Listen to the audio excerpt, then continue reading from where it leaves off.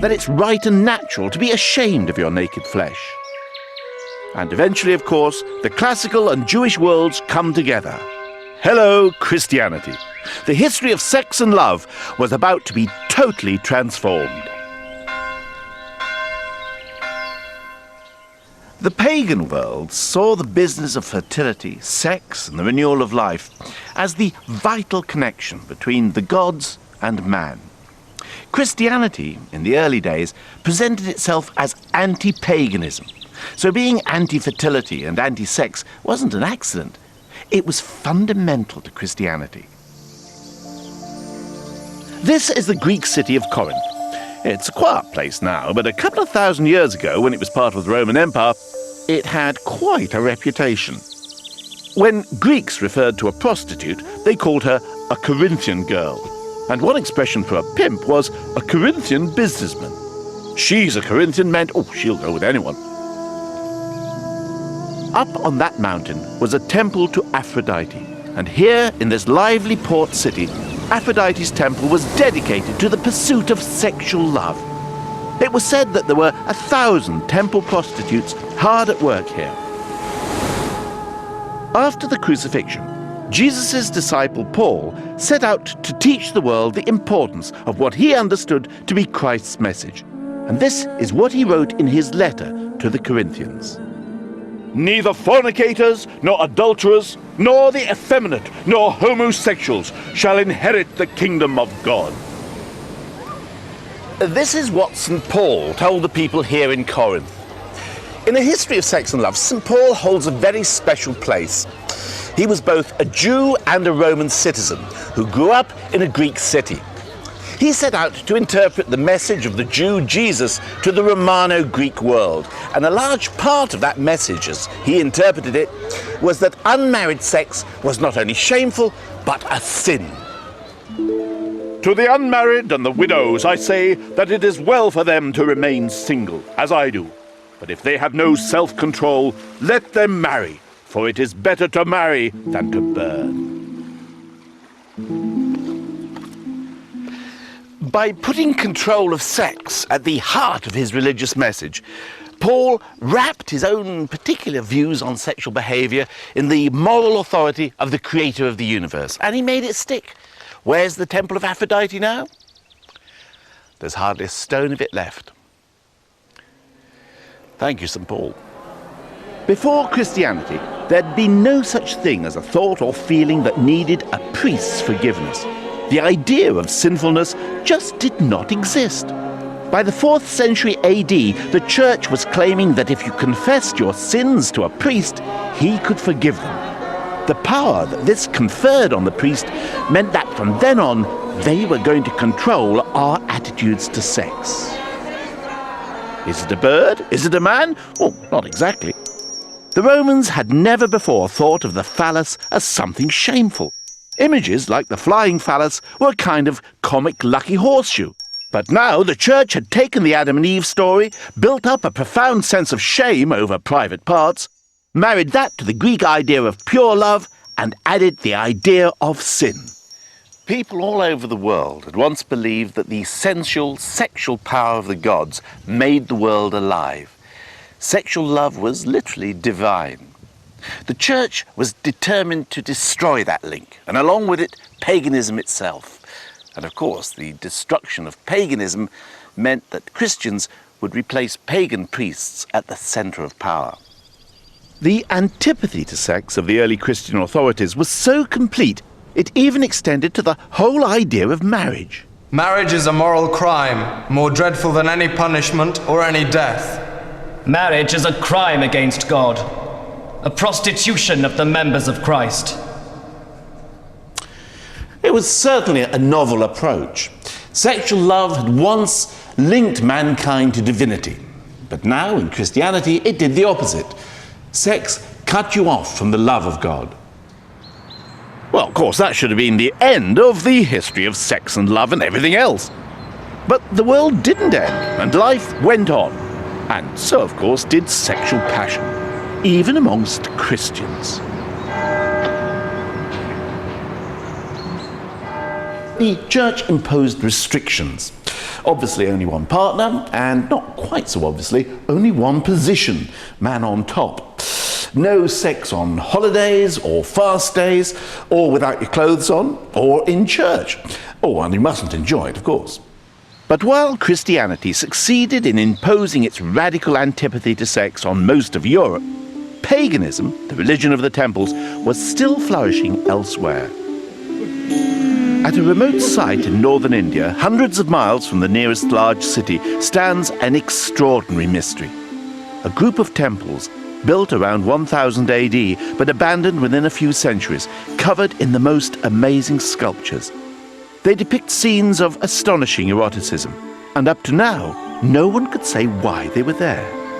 Khaja has a really wonderful and amazing history. It was rediscovered by an English officer in 1838. There were monkeys that were inhabiting the temples, and everything was deserted. The story that he creates is that it hadn't been in use for 700 years.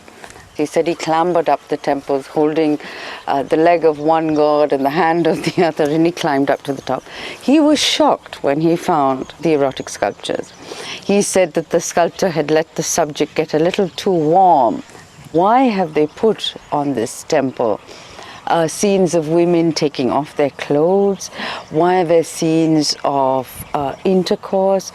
What are they trying to explain? And for the last 200 years, we really haven't had a very substantial explanation of why these erotic sculptures are here.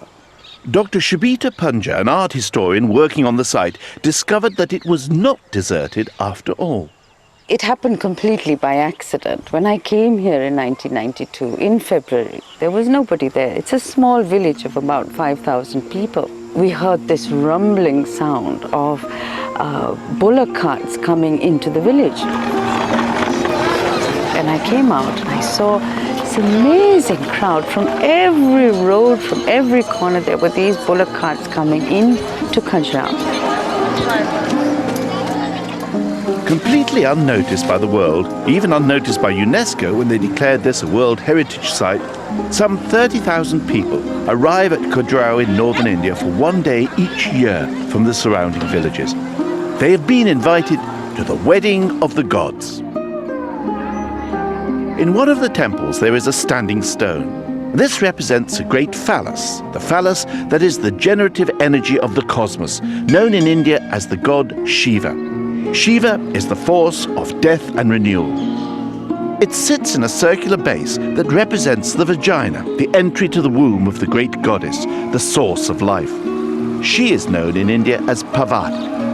And once a year, at the beginning of spring, on the dark night before the new moon, and unknown to the world beyond, they are wedded at Khajuraho. This is the union that once pervaded Western society too, but Christianity ended it. In India, it still exists.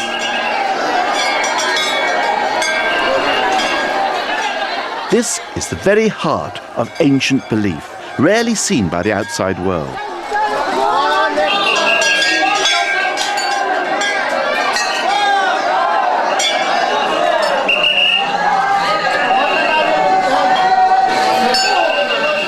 Around 9 o'clock at night, they enter the temple. Once the prayers are over, the occasion is to bathe the bridegroom with great affection and love, like they're bathing a human bridegroom. They bathe it with milk, with yogurt, with whey, with clarified butter, and all the products of the holy sacred cow. They dress it with a loincloth and garlands. They anoint his head, and then they say, now the bridegroom is ready to get married.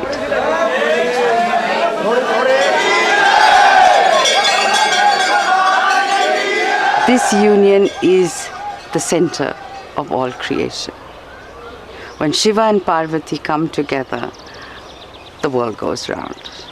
We're told after the wedding, Shiva and Parvati go off on their own and the wedding party leaves, and then they make love for 100 God years. Yet even in India, attitudes have changed. You'll never see men and women making love in a Bollywood movie, and until recently you wouldn't even have seen anyone kissing, for the simple reason that kissing in public is not only frowned on, it's actually illegal in modern India. Why do attitudes to sex change all the time? What on earth is going on? In the pagan world, there could be no such thing as sexual shame. Sex was what linked you and me to the divine. The rise to power of Christianity changed all that. Sex became the thing that cut you off from God. Disapproval of sex helped Christianity to define itself as distinct from paganism, and at the same time, it provided the priesthood with a means of control that was all-pervasive.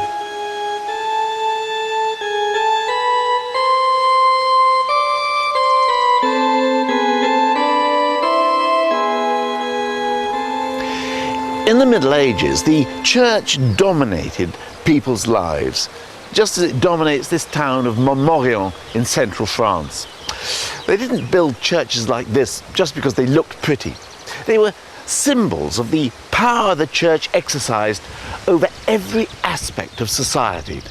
Obviously, the church couldn't keep up its original opposition to marriage. It made more sense to take it over.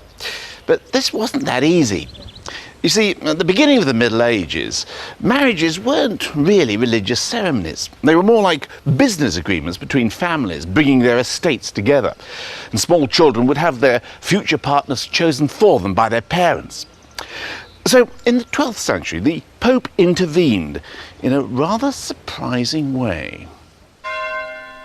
He played the incest card. He declared that marrying a relative was a sin, and not just a close relative, but any relative, to within 11 degrees of consanguinity. That means you couldn't marry anyone with whom you shared a great-great-great-great-great-great-grandparent without the church's permission, which of course came at a price.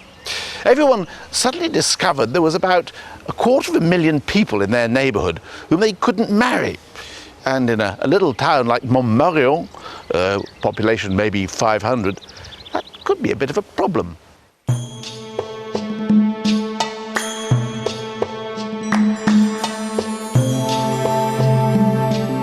The church may have taken over the business of marriage, but you still couldn't expect it to be exactly enthusiastic about sex. And it wasn't. Chastity was still the preferred relationship between the sexes, even in marriage. And marriage itself still remained outside the church's official remit. It wasn't until the middle of the 16th century that the church finally made the marriage oath into a sacrament that had to be performed by a priest. It had taken over 1,500 years for the church to allow marriage into its own ritual.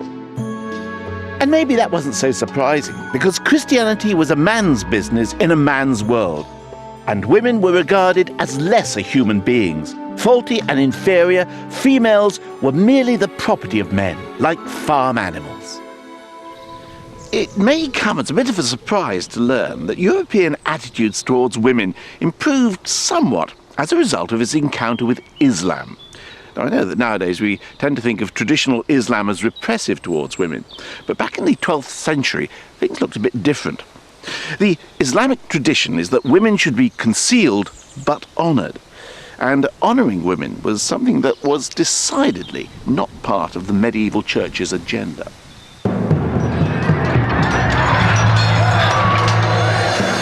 The encounter between the Crusaders, who came from the rather brutal and sexually repressed lands of Christendom, with the exotic and romantic courts of Islam changed Europe more than it changed the Middle East.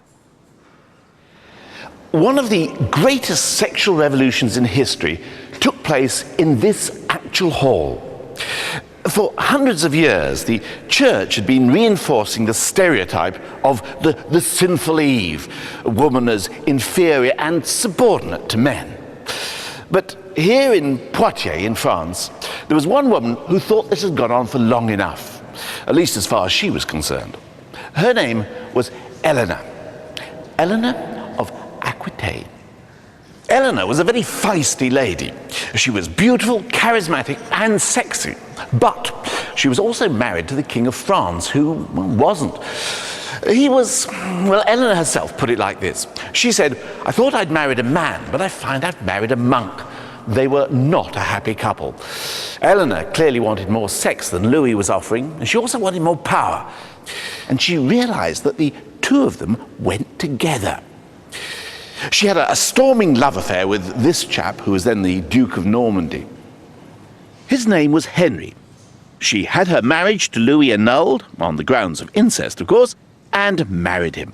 The following year, Henry made himself King of England and Eleanor Queen. And this is the palace the two of them built here in Poitiers. In it, Eleanor established an entirely new kind of court. She called it the Court of Love. Eleanor was trying to turn the tide of Christian anti-feminism. In her court, women were not just the equal of men, women ruled. They became unattainable objects of adoration, desired, fought over, longed for, but always just out of reach. And this suited Eleanor down to the ground. You see, she enjoyed surrounding herself with handsome young knights who flirted with her, but at a safe distance.